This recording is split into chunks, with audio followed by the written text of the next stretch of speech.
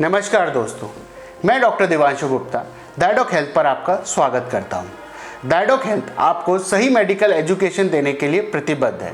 हमारी मेडिसिन की श्रृंखला को आगे बढ़ाते हुए हम आज बात करेंगे इरेक्टाइल डिसफंक्शन या इम्पोर्टेंस, जिसे सामान्य भाषा में नपुंसकता भी कहते हैं, में इस्तेमाल होने वाली एक बहुत ही पॉपुलर दवा की। जी हाँ, हम बात करेंगे सिल्डेनाफिल की। हम जानेंगे इस दवाई का इस्तेमाल सही तरीके से कैसे करना चाहिए ताकि लेने के बाद आपके लिंग का इरेक्शन प्रॉपर हो। क्या ये दवाइयाँ महिलाएं भी इस्तेमाल कर सकती हैं? क्या इसके कोई साइड इफ़ेक्ट होते हैं? अगर आप दिन में एक बार से ज़्यादा सेक्सुअल एक्टिविटी करना चाहते हैं तो इस दवाई को कितनी बार लेना होता है? सिल्डेनाफिल को लेते समय आपको क्या सावधानियाँ बरतनी हैं? और आपको जानकर आश्चर्य होगा कि इरेक्टाइल डिसफंक्शन या नपुंसकता के अलावा यह दवाई फेफड़ों की एक बीमारी में भी बहुत कॉमनली दी जाती है, परंतु दोनों बीमारियों में इसे लेने का तरीका और डोज बिल्कुल अलग अलग होती है, और वह भी हम इस वीडियो में जानेंगे। दोस्तों, इस चैनल पे हम doctor scientifically backed medical information बहुत ही आसान भाषा में आप सभी से शेयर करते हैं, और आगे भी ऐसी ज़रूरी मेडिकल इन्फॉर्मेशन से अपडेटेड रहने के लिए आप इस वीडियो को लाइक करिए और इस चैनल को ज़रूर सब्सक्राइब करें। सिल्डेनाफिल पुरुषों में इरेक्टाइल डिसफंक्शन या इम्पोर्टेंस या नपुंसकता के लिए रिकमेंड की जाने वाली एक बहुत ही पॉपुलर मेडिसिन है। दोस्तों, उत्तेजना या एक्साइटमेंट के समय यानी सेक्सुअल स्टिमुलेशन के समय पुरुषों के लिंग को इरेक्ट होने के लिए या उसमें तनाव के लिए लिंग की ब्लड वेसल यानी रक्त वाहिनियों में ब्लड का फ्लो बढ़ना ज़रूरी होता है। उत्तेजना के समय लिंग की ब्लड वेसल में नाइट्रिक ऑक्साइड नाम का पदार्थ का प्रोडक्शन होता है, और यह नाइट्रिक ऑक्साइड की वजह से ब्लड वेसल्स डायलेट होती हैं और इनमें ब्लड फ्लो बढ़ जाता है। इस नाइट्रिक ऑक्साइड का प्रोडक्शन आर्जिनिन नाम के केमिकल से होता है। उत्तेजना के समय फॉस्फोडाइस्ट्रेस 5 नाम का एंजाइम इस नाइट्रिक ऑक्साइड को डिग्रेड कर देता है और लिंग का इरेक्शन चला जाता है। अगर किसी भी कारण से इस नाइट्रिक ऑक्साइड का उत्पादन लिंग में कम हो जाए तो उत्तेजना के समय लिंग में इरेक्शन नहीं हो पाता है। सिल्डेनाफिल इसी फॉस्फोडाइस्ट्रेस एंजाइम को इनएक्टिवेट कर देती है, जिसकी मदद से यह नाइट्रिक ऑक्साइड को नष्ट नहीं कर पाता है और ब्लड में उसका लेवल बना रहता है। इसका हायर लेवल लिंग में ब्लड फ्लो को बढ़ाता है और उसे इरेक्ट करने में मदद करता है। यह दवा सेक्सुअल एक्टिविटी के लिए प्रॉपर इरेक्शन में और इरेक्शन को बरकरार रखने में मदद करती है। आपको यह दवा बिना डॉक्टर की सलाह के नहीं लेनी चाहिए। डॉक्टर से प्रिस्क्रिप्शन लेते समय आपको कुछ बातें अपने डॉक्टर को ज़रूर बतानी चाहिए, जैसे कि क्या आपको सिल्डेनाफिल या इस ग्रुप की दूसरी दवाएं जैसे टडानाफिल, वर्डेनाफिल से कहीं एलर्जी तो नहीं है?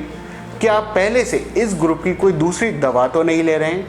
क्या आपको हार्ट अटैक की कोई दवा जैसे कि नाइट्रेट या हाई ब्लड प्रेशर के लिए कोई दवा या बढ़ी हुई प्रोस्टेट के लिए कोई दवा तो नहीं चल रही है? इन दवाओं के साथ सिल्डेनाफिल को लेने से आपका बीपी ज़्यादा कम हो सकता है और यह आपके लिए जानलेवा या लाइफ थ्रेटनिंग भी हो सकता है।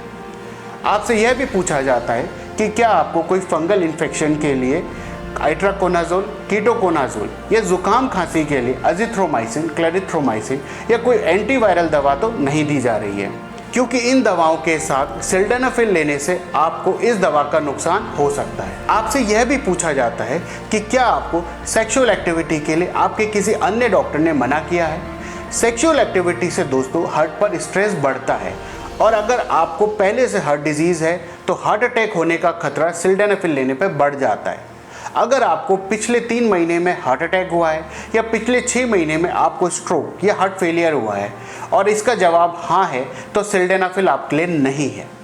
अगर आपको लीवर या किडनी की कोई बीमारी है या लिंग की ऐसी कोई बीमारी है जिसमें लिंग के बनावट में या स्ट्रक्चर में प्रॉब्लम हो, जैसे कि लिंग का टेढ़ा होना या उसमें फाइब्रोसिस होना, लिंग के इरेक्ट होने पर या लिंग में तनाव या इरेक्शन होने पर उसमें दर्द होता हो, या आंखों की कुछ बीमारियां जैसे कि रेटिनाइटिस पिगमेंटोसा का होना, इनमें से अगर आपको कोई भी परेशानी हो तो सिल्डेनाफिल देते वक्त आपको डॉक्टर को अपनी ये बात ज़रूर शेयर करनी है, क्योंकि सिल्डेनाफिल के कारण ये सभी बीमारियां और भी गंभीर रूप ले सकती हैं। दोस्तों, सिल्डेनाफिल एक प्रिस्क्रिप्शन मेडिसिन है। यह दवा बाज़ार में टैबलेट और सस्पेंशन फॉर्म में उपलब्ध है।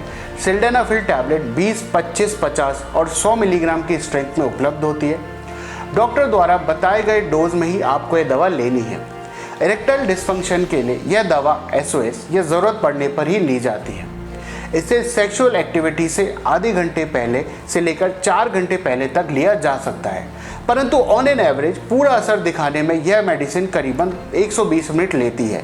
इसलिए प्लांट सेक्सुअल एक्टिविटी से 2 घंटे पहले आपको इस दवा को लेना चाहिए। दोस्तों, खाना खाने के बाद या अल्कोहल के बाद इस दवाई को लिया जाए तो इस दवाई का एब्जॉर्प्शन कम हो जाता है, इसलिए इसका असर देर से आता है और बहुत कम होता है। इसलिए खाना खाने के करीबन 2 घंटे के बाद ही इसे लेना चाहिए ताकि इसका असर पूरा आ सके, और इसलिए अल्कोहल के बाद भी इसे नहीं लेना चाहिए। इसके अलावा अल्कोहल इरेक्टाइल डिस्फंक्शन या इम्पोर्टेंस का कारण भी होता है, और अल्कोहल ब्रेन से उन मैसेजेस को भी रोकता है जो इरेक्शन करवाते हैं। इसलिए अल्कोहल के साथ इसे हमेशा अवॉइड करना चाहिए। इसे 24 घंटे में एक बार से ज़्यादा नहीं लेना चाहिए। इसे एक बार लेने से इसका असर 4 घंटे तक रहता है। दोस्तों, याद रखें, यह दवा सेक्सुअल डिज़ायर नहीं बढ़ाती है, यह सिर्फ इरेक्शन में हेल्प करती है, पर यह इरेक्टाइल डिस्फंक्शन का उपचार नहीं है। इसका प्री मैच्योर इजैकुलेशन या शीघ्र पतन के इलाज में कोई रोल नहीं है। इस दवा से प्रेगनेंसी और सेक्सुअली ट्रांसमिटेड डिजीज या STD जैसे कि HIV से बचाव नहीं होता है। इसका फर्टिलिटी या आपके स्पर्म काउंट पर भी कोई असर नहीं होता है। इसे डॉक्टर द्वारा बताई गई डोज में ही लें, बिना डॉक्टर के राय के इस दवा को कभी ना लें।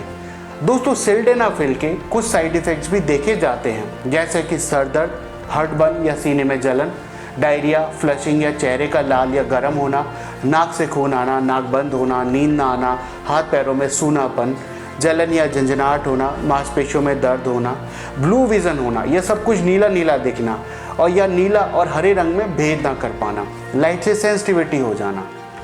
कुछ साइड इफ़ेक्ट सीरियस हो सकते हैं, जिनके होने पर आपको तुरंत डॉक्टर से या नज़दीकी हॉस्पिटल से संपर्क करना चाहिए, जैसे कि इरेक्शन का 4 घंटों से ज़्यादा रहना, अचानक दिखाई ना देना या धुंधला दिखना, अचानक सुनना पाना या कम सुनना, कानों में रिंगिंग सेंसेशन होना, चक्कर आना, बेहोश हो जाना, सीने में दर्द होना, सांस फूलना, इरेक्शन का पेनफुल होना, पेशाब करते समय जलन या खुजली होना, शरीर पर कोई रैश होना।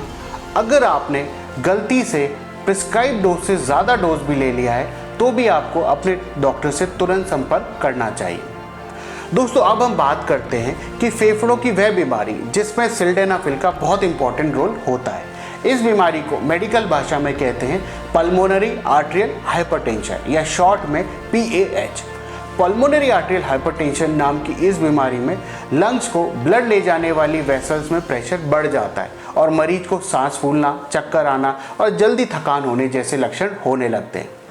PAH में सिल्डेनाफिल लंग्स की ब्लड वेसल्स को रिलैक्स कर देती है, उसके ब्लड फ्लो को इम्प्रूव कर देती है। पल्मोनरी आर्टेरियल हाइपरटेंशन में यह दवा दिन में 3 बार तक दी जाती है। डॉक्टर के रिकमेंडेशन पे प्रेगनेंसी में भी PAH के लिए इस दवा का इस्तेमाल किया जा सकता है। अगर आपको PAH के लिए यह दवा दी जाती है तो इस दवा को बिना डॉक्टर की सलाह के कभी बंद ना करें। अगर आप पल्मोनरी आर्टेरियल हाइपरटेंशन के लिए यह दवा ले रहे हैं और आपसे कोई डोज मिस हो गया है और नेक्स्ट डोज का टाइम होने वाला है तो आप नेक्स्ट डोज ही लें, डबल डोज कभी नहीं लेना है। अब बात करते हैं इस दवा के स्टोरेज की। सिल्डेनाफिल को बच्चों और पेट्स की पहुंच से हमेशा दूर रखें। टैबलेट्स को गर्मी और नमी से दूर रखें। रूम टेम्परेचर पर स्टोर कर सकते हैं। सस्पेंशन को फ्रिज में रखें परंतु फ्रीज ना करें। अनयूज सस्पेंशन को 60 दिन बाद फेंक दें। अपनी प्रिस्क्राइब मेडिसिन किसी और के साथ शेयर ना करें। दवा खरीदते समय एक्सपायरी डेट ज़रूर चेक करें और एक्सपायर्ड दवा कभी ना खरीदें। दोस्तों, उम्मीद है सिल्डेनाफिल पर मेरी दी गई ये जानकारी आपके लिए लाभप्रद होगी। इसके अलावा भारत के सर्वश्रेष्ठ डॉक्टरों से संपर्क करने के लिए आप ऊपर दिए गए नंबरों पर संपर्क कर सकते हैं। इसके अलावा हेल्थ और मेडिकल से related useful, authentic, reliable information के लिए कृपया हमारा YouTube channel That Doc Health subscribe करें। स्वस्थ रहें, सुरक्षित रहें। धन्यवाद।